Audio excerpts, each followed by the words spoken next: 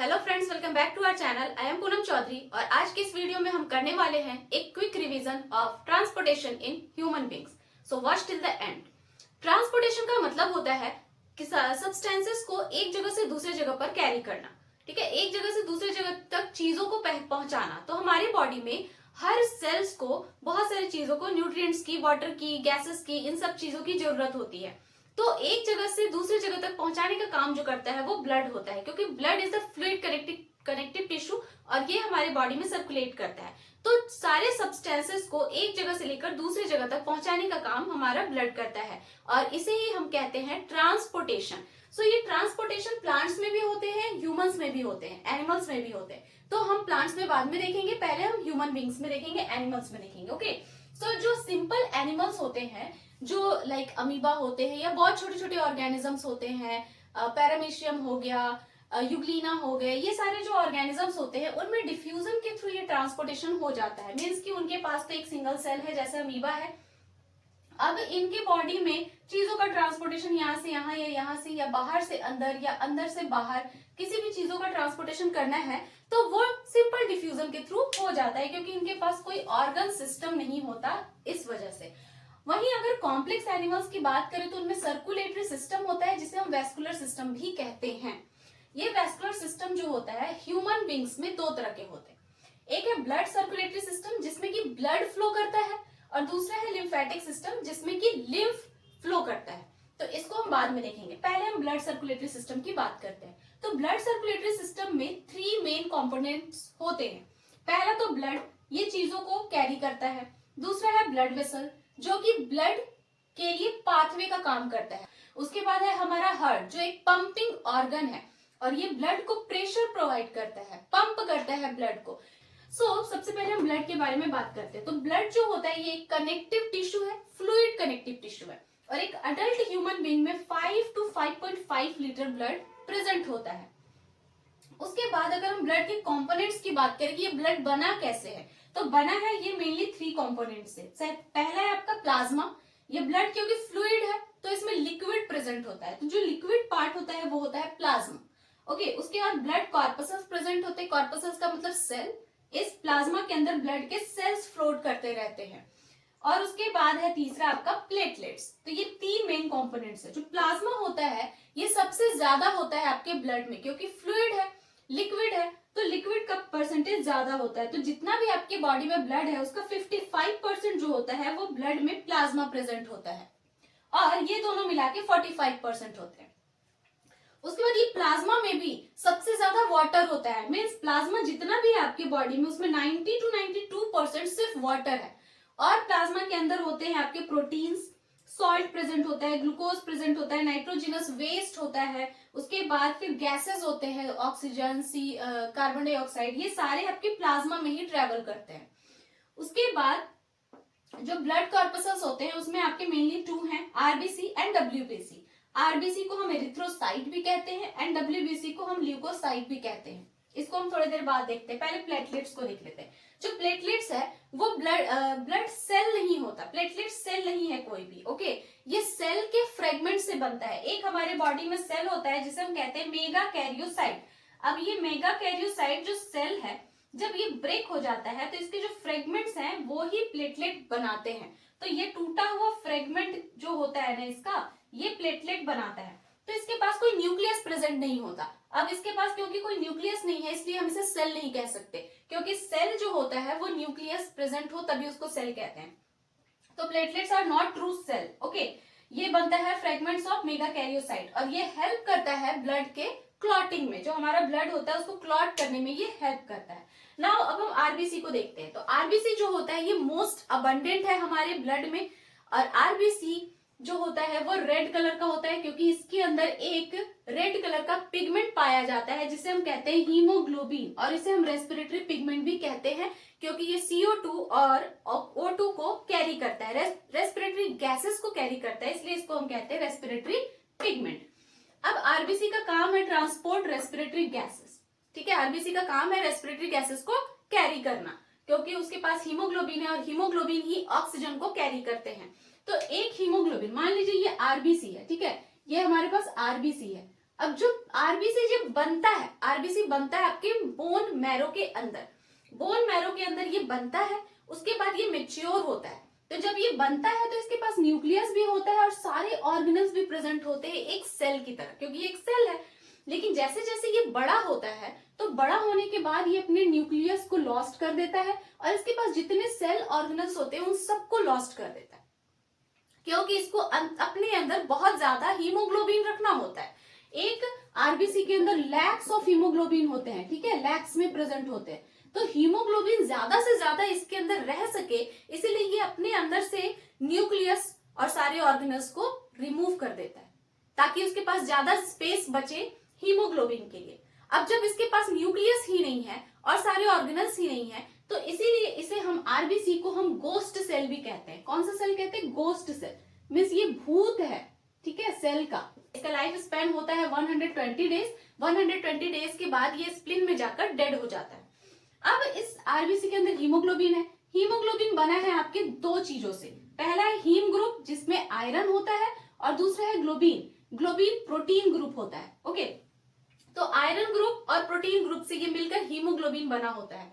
बाद में जब ये हीमोग्लोबिन, जब आरबीसी डेड होता है, मरता है, तो ये हीमोग्लोबिन जो होता है ये लीवर में जाते हैं और वहां पर इसके ब्रेक होने से ये आयरन तो यूज हो जाता है बॉडी में, लेकिन ये जो ग्लोबिन होता है ना, इसके टूटने से फिर बाइल के पिगमेंट बनते हैं, जो बिलीरुबिन बिलीबर्डिन होते हैं ना बाइल में, वो पिगमेंट इसके वजह से बनते हैं।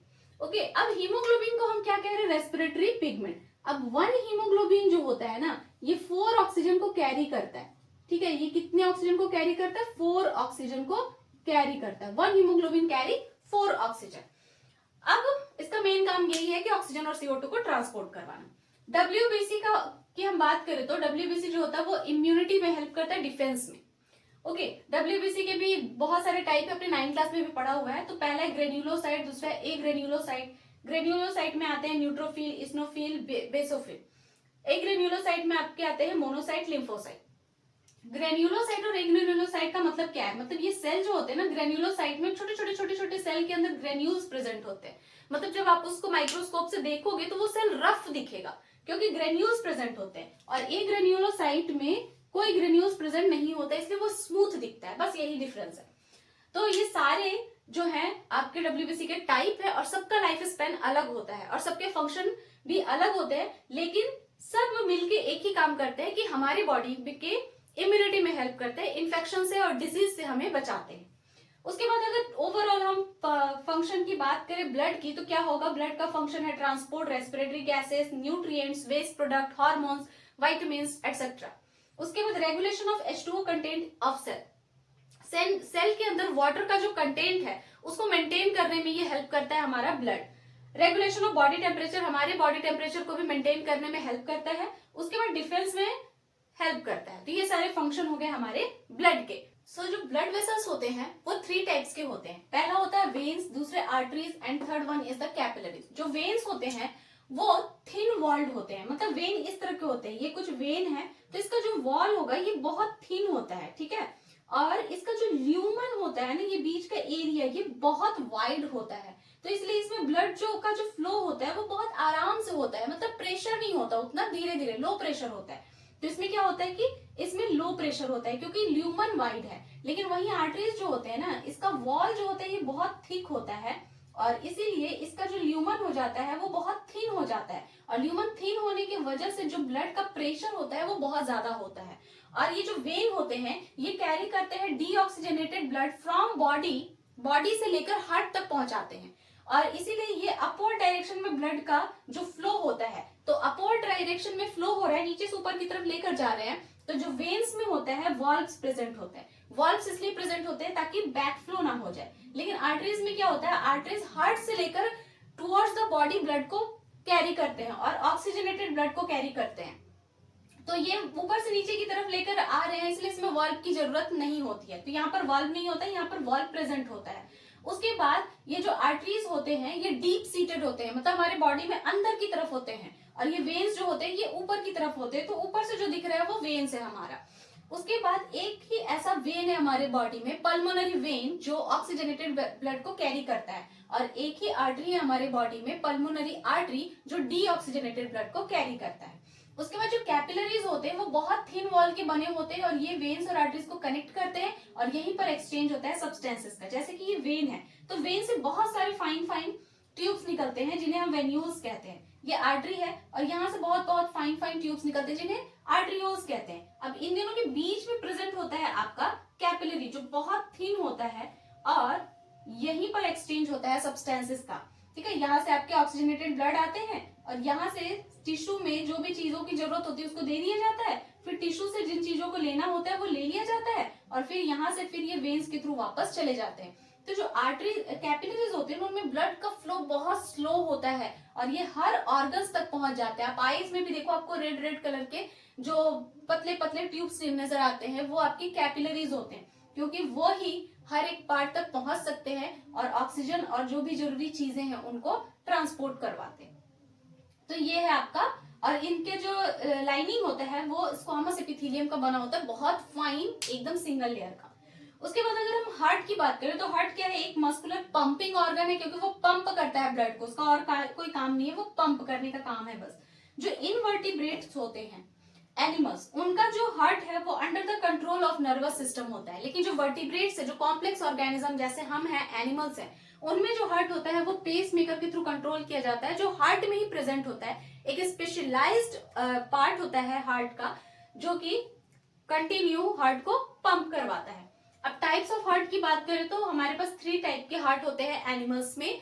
पहला है 2 चैम्बर्ड हार्ट जो फिशेस में प्रेजेंट होता है। अब 2 चैम्बर्ड हार्ट कुछ इस तरह का है, देखिए उसके पास एक एट्रियम है और एक वेंट्रिकल है, ठीक है, 2 ही चैम्बर प्रेजेंट है। इसको सिंगल हार्ट भी कहते हैं, वीनस हार्ट भी कहते हैं, जिसमें सिंगल सर्कुलेशन होता है।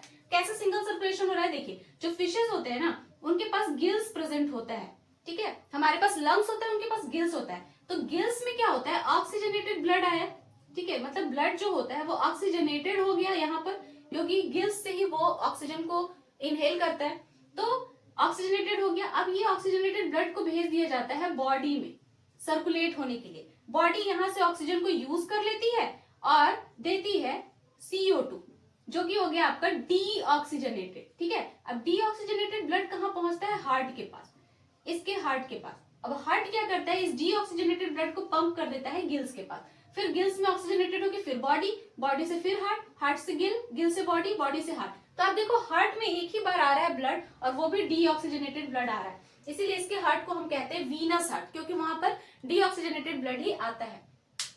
उसके बाद जो 3 चैम्बर्ड हार्ट होता है वो ट्रांजिशनल हार्ट भी कहते हैं। यहाँ पर मिक्स्ड सर्कुलेशन होता है, क्योंकि यहाँ पर 3 चैम्बर्ड प्रेजेंट है, एक लेफ्ट एट्रियम है, एक राइट एट्रियम है और एक वेंट्रिकल है। यहाँ से आपके लंग्स से आया ब्लड, ठीक है, यहाँ से आया आपके बॉडी से, और दोनों आके यहाँ पर क्या हो गया, मिक्स हो गया।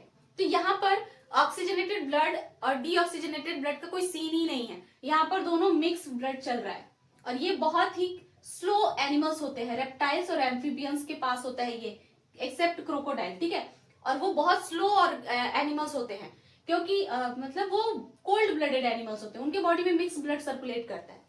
उसके बाद जो 4 चैम्बर्ड हार्ट होता है वो डबल हार्ट भी कहते हैं, उसके पास डबल सर्कुलेशन होता है, क्योंकि इसके चैम्बर्स अलग है। 4 चैम्बर है, left atrium, left right atrium, उसके बाद लेफ्ट वेंट्रिकल, राइट वेंट्रिकल। यहाँ से लंग्स से आया ऑक्सीजनेटेड ब्लड, यहाँ से बॉडी से आया आपके डीऑक्सीजनेटेड ब्लड, और फिर यहाँ से दोनों सेपरेट बॉडी में ट्रेवल करते हैं, ठीक है। इसलिए ये क्वाइट एक्टिव होते हैं ये एनिमल्स। मैमल्स में प्रेजेंट होता है, बर्ड्स में प्रेजेंट होता है, वार्म ब्लडेड एनिमल्स में होता है, और क्रोकोडाइल में भी यही हार्ट होता है, ठीक है, क्रोकोडाइल में भी यही हार्ट होता है।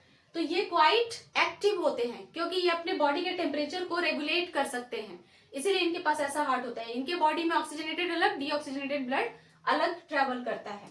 अब हम बात करते हैं ह्यूमन हार्ट की। तो जो ह्यूमन का हार्ट होता है वो भी एक muscular conical dark red organ होता है जो कि पंपिंग ऑर्गन है। अगर उसके वेट की बात करें तो वेट होता है, जितने भी आपकी बॉडी का वेट है उसका 0.43% होता है उसका।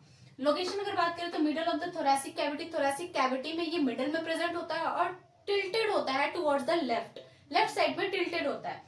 प्रोटेक्टेड होता है बाय द रिब केज, और बीच में एक फ्लैट बोन होता है जिसे स्टर्नम कहते हैं। उसके बाद ये बना होता है कार्डियक मसल का।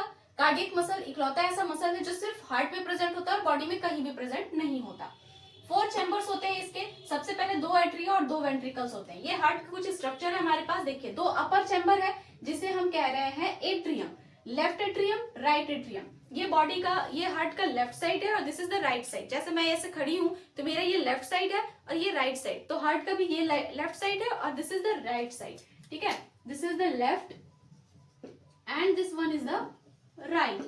उसके बाद इसके पास जो ऊपर वाले दोनों चेंबर होते हैं एट्रियम, ये रिसीविंग चेंबर्स होते हैं, ये ब्लड को रिसीव करते हैं। ओके, और नीचे वाले जो दो चेंबर होते हैं वेंट्रिकल्स, ये पंपिंग चेंबर्स होते हैं, ये पंप करते हैं। तो एट्रियम, जो लेफ्ट एट्रियम होता है, ये ब्लड को रिसीव करता है from the lungs, oxygenated blood को रिसीव करता है। ठीक है, यहाँ पर दो आपके पल्मोनरी वेन्स लगे हैं जो लंग्स से ऑक्सीजनेटेड ब्लड को लेकर आते हैं और ये पंप कर देते हैं आपके लेफ्ट एट्रियम में। ठीक है, ऑक्सीजनेटेड ब्लड को ये पंप करते हैं लेफ्ट एट्रियम में। उसके बाद ये राइट एट्रियम जो होता है, ये ब्लड को रिसीव करता है कहां से? सुपीरियर वेना कावा हमारे अपर बॉडी से डीऑक्सीजनेटेड ब्लड को लेकर आते हैं और इंफीरियर वेना कावा जो होता है वो लोअर बॉडी से डीऑक्सीजनेटेड ब्लड को लेकर आता है और ये फिर पंप कर देते हैं इसमें राइट एट्रियम में। उसके बाद ये जो लेफ्ट एट्रियम होता है, ये ऑक्सीजनेटेड ब्लड को पंप कर देता है आपके लेफ्ट वेंट्रिकल में। ठीक है, यहाँ पर कौन सा ब्लड है? Oxygenated blood. फिर ये यहां से आ जाता है आपके लेफ्ट वेंट्रिकल में, यहां भी कौन सा ब्लड है? Oxygenated blood. अब ये जो लेफ्ट वेंट्रिकल है, ये ऑक्सीजनेटेड ब्लड को कहां पंप करता है? ये पंप करता है आपके इस अयोटा के थ्रू बॉडी में, क्योंकि बॉडी को ऑक्सीजनेटेड ब्लड की जरूरत है। तो ये जब कॉन्ट्रैक्ट करता है तो ये फिर पंप करता है आपके अयोटा में। ये है आपका अयोटा जो कि मेन आर्टरी होता है और ये फिर ऑक्सीजनेटेड ब्लड को लेकर चला जाता है और पूरे बॉडी के पार्ट में भेज देता है। ओके, सो ये देखिए आप यहाँ पर लेफ्ट एट्रियम और लेफ्ट वेंट्रिकल के बीच में एक आपका वॉल्व लगा हुआ है जिसे हम कहते हैं मिट्रल वॉल्व या बाइकस्पिड वॉल्व। ठीक है, बाइकस्पिड वॉल्व। ये क्या करता है? वॉल्व का क्या काम होता है? जितने भी वॉल्व्स होते हैं उनका काम होता है प्रोटेक्ट बैक फ्लो। ठीक है, ये ब्लड जो है ये एट्रियम में आया, एट्रियम ने कॉन्ट्रैक्ट किया और इस ब्लड को पुश किया वेंट्रिकल में। अब वेंट्रिकल जब कॉन्ट्रैक्ट करेगा तो ये ब्लड को जाना है आपके अयोटा में, लेकिन ये कहीं ऊपर एट्रियम में फिर से इसका बैक फ्लो ना हो जाए, उसी के लिए ये प्रेजेंट होता है वॉल्व। ये वॉल्व हमेशा नीचे की तरफ खुलता है। ठीक है, आपके लेफ्ट वाले, राइट वाले एट्रियम और वेंट्रिकल के बीच में भी एक वॉल्व प्रेजेंट है जिसको ट्राइकस्पिड बोल रहे हैं।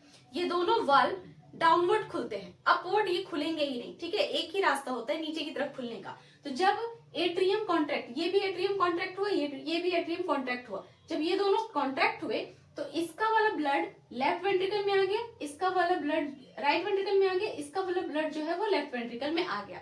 ठीक है, उसके बाद ये लेफ्ट वेंट्रिकल और राइट वेंट्रिकल ये दोनों जब कॉन्ट्रैक्ट करेंगे तो इसका जो ब्लड है ऑक्सीजनेटेड ये अयोटा में पहुंचेगा और राइट वेंट्रिकल का जो ब्लड है ये पहुंचेगा आपके पल्मोनरी आर्टरी में। ठीक है, पल्मोनरी आर्टरी में। अब यहां पर देखो कि इस अयोटा और इस पल्मोनरी आर्टरी में भी वॉल्व प्रेजेंट है। क्यों? क्योंकि जब ये वेंट्रिकल कॉन्ट्रैक्ट कर रहा है तो ब्लड को ऊपर की तरफ भेज रहा है ना, ये भी कॉन्ट्रैक्ट कर रहा है तो ब्लड को ऊपर की तरफ भेज रहा है। अब ऊपर से ये ब्लड नीचे बैक फ्लो ना हो जाए इसका, इसके वजह से यहाँ पे वॉल्व प्रेजेंट है और इन दोनों वॉल्व को हम बोलते हैं सेमी ल्यूनर वॉल्व। क्या बोलते हैं? Semi lunar valve. और ये वॉल्व हमेशा अपवर्ड डायरेक्शन में खुलते हैं। जो आपका ये था ना एट्रियो वेंट्रिकुलर वॉल्व है, मिट्रल वॉल्व और ट्राइकस्पिड वॉल्व, ये डाउनवर्ड खुलते हैं, लेकिन ये जो आपका सेमी ल्यूनर वॉल्व है ये अपवर्ड खुलते हैं। ठीक है, तो ये बैकफ्लो से बचाते हैं, ब्लड फिर नीचे की तरफ नहीं आएगा। ओके, उसके बाद ये जो पल्मोनरी आर्टरी है ये ब्लड को लंग्स में भेजता है ऑक्सीजनेशन के लिए और ये जो आपका अयोटा है ये बॉडी में भेजता है। तो ये हमारे पार्ट्स है। अब देखो ये जो नीचे का वेंट्रिकल के पास का जो वॉल है, हार्ट के वॉल को हम लोग पेरिकार्डियम कहते हैं, इस बीच वाले पार्ट को मायोकार्डियम कहते हैं और अंदर वाले पार्ट को इंडोकार्डियम कहते हैं। अब ये जो वॉल है ये बहुत थिक है और ऊपर के जो वॉल है वो बहुत थिन है, इसलिए क्योंकि जब वेंट्रिकल कॉन्ट्रैक्ट करता है ना तो बहुत प्रेशर के साथ ब्लड को फ्लो करता है, पंप करता है। ठीक है, तो कहीं ये वॉल डैमेज ना हो जाए, हार्ट डैमेज ना हो जाए, इससे बचाने के लिए ये जो नीचे का वॉल होता है ये बहुत थिक होता है और ऊपर वाले वॉल जो होते हैं वो थिन होते हैं।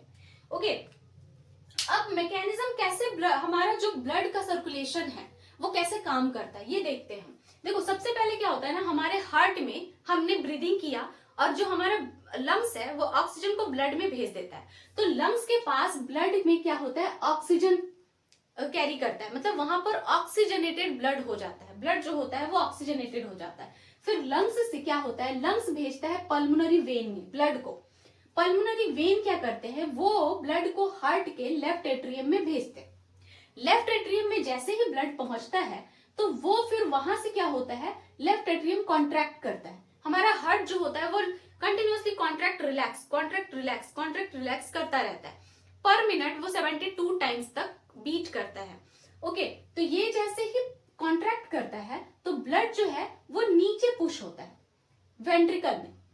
उसके बाद ये नीचे पुश हुआ, फिर जब ये वेंट्रिकल भर जाता है तो ये क्या करता है, फिर वेंट्रिकल कॉन्ट्रैक्ट करता है।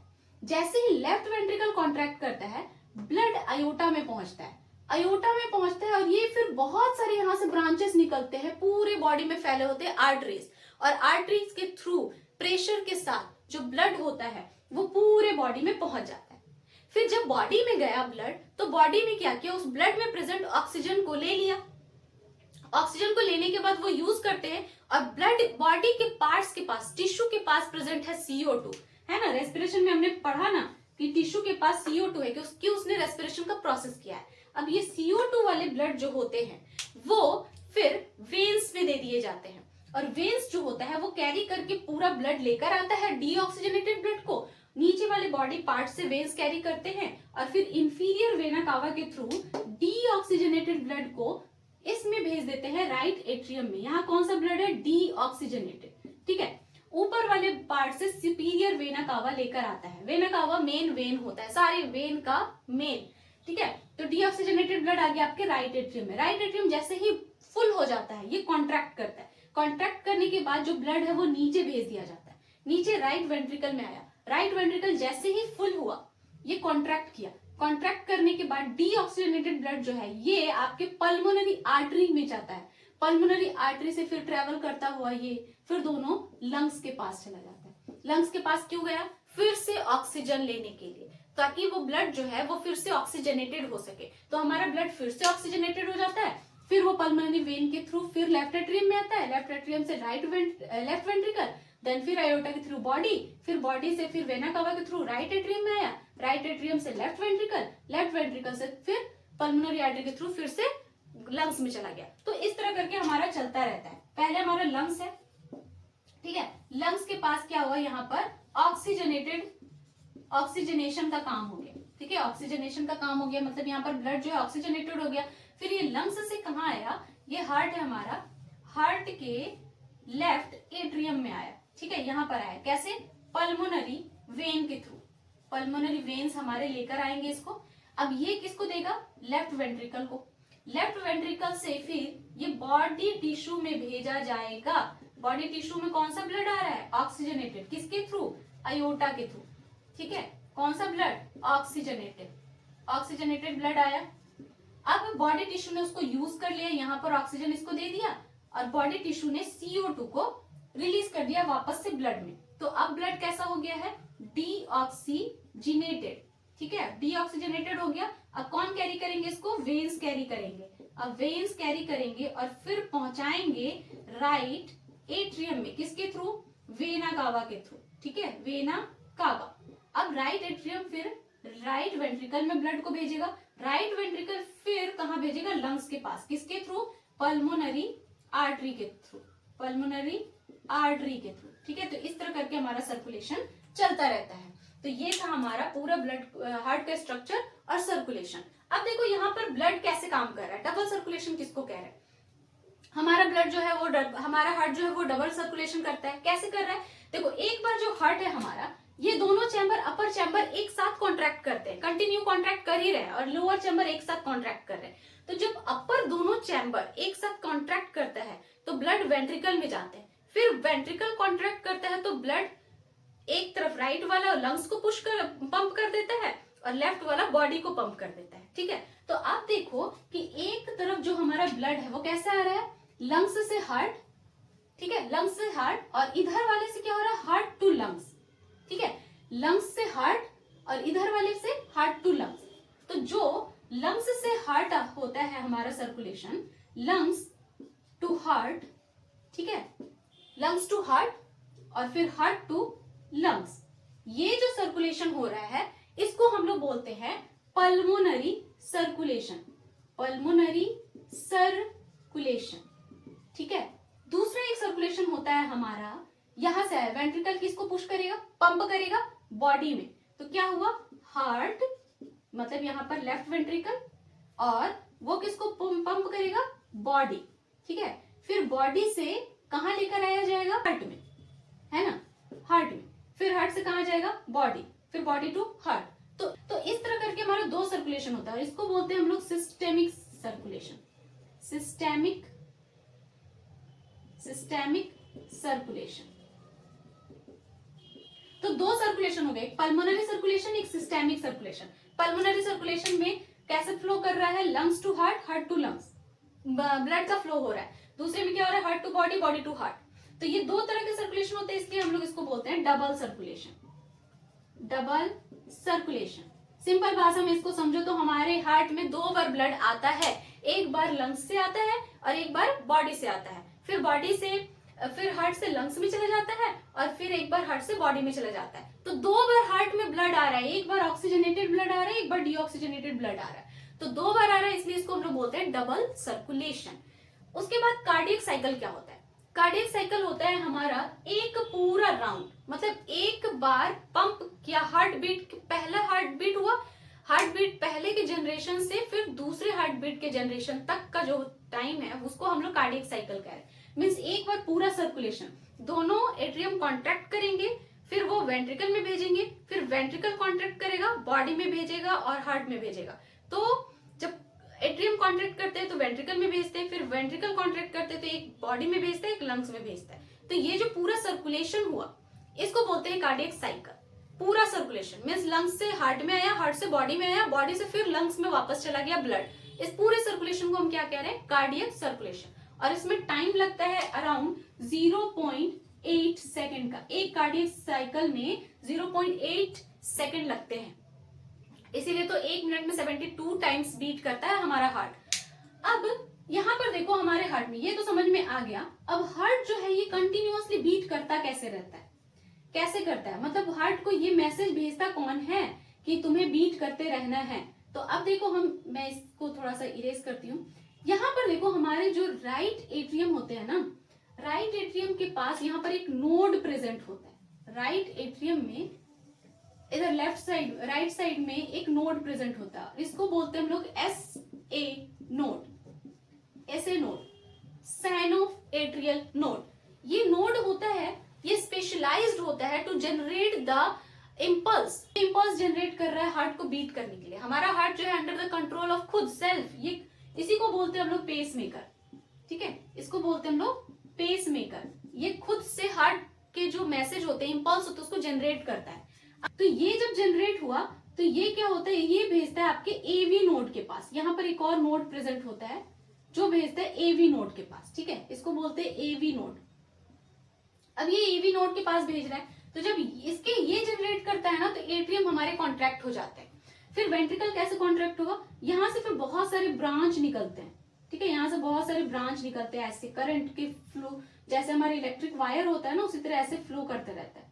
इसको हम लोग बोलते हैं बंडल ऑफ हिस, ठीक है, इसको हम लोग क्या बोलते हैं, bundle of his, bundle of his, ठीक है।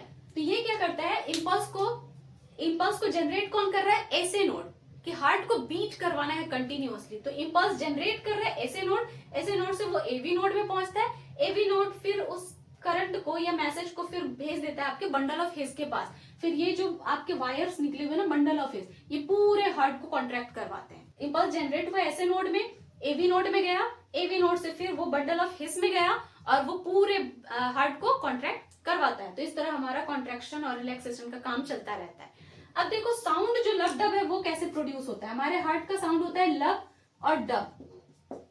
जब हमारे एट्रियम कॉन्ट्रैक्ट करते हैं, ऊपर वाले एट्रियम कॉन्ट्रैक्ट किया तो ब्लड नीचे आया वेंट्रिकल में, ये जो वाल्व है ये ओपन हुए और ब्लड नीचे गया, जब नीचे जाता है तो फिर वाल्व जो होते हैं वो एकदम जोर से बंद होते हैं, ठीक है, और अपर ऊपर के साइड में आते हैं और बंद हो जाते हैं। तो जैसे ये बंद होते हैं तो एक साउंड प्रोड्यूस होता है जिसे हम कहते हैं लब। उसके बाद जब वेंट्रिकल कॉन्ट्रैक्ट करते हैं दोनों, तो ब्लड जो होता है ऊपर पुश किया जाता है ना। एक ब्लड जो ये लेफ्ट वाले का होता है वो चला जाता है आपके अयोटा में, राइट वाले का जो होता है वो चला जाता है आपके पल्मोनरी आर्टरी में। तो जो यहाँ पर आपके वाल्व प्रेजेंट थे ना, यहाँ पर सेमील्यूनर वाल्व, सेमील्यूनर वाल्व जब बंद होते हैं तो प्रोड्यूस होता है डब का साउंड, ठीक है। तो लब का साउंड प्रोड्यूस होता है आपके मिट्रल वाल्व और ट्राइकस्पिड वाल्व के बंद होने से, और डब का साउंड जो होता है वो प्रोड्यूस होता है आपके सेमील्यूनर वाल्व के बंद होने से। तो ये था हमारा कुछ हार्ट का स्ट्रक्चर। तो I hope this video found helpful to you. If you like the video then hit the like button and do subscribe my channel. मिलते हैं नेक्स्ट वीडियो में। Till then bye bye and take care.